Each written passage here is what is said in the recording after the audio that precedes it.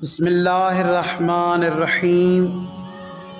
اگر کوئی انسان یہ پسند کرتا ہے کہ ملائکہ اس کی زیارت کرنے آئیں، رسول اکرم صلی اللہ علیہ وآلہ وسلم نے ارشاد فرمایا، جو انسان اپنے اندر 3 خصوصیات کو پیدا کر لے، رحمان ملائکہ کو بھیجتا ہے ایسے انسان کی زیارت کرنے کے لیے۔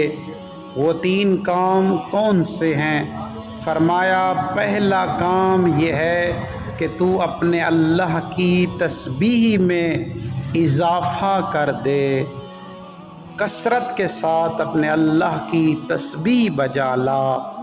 دوسرا کام فرمایا، اپنی نیند کو کم کر دے، اور تیسرا کام فرمایا، اپنی خوراک میں کمی لے آ، کھانا پینا کو کم کر دے۔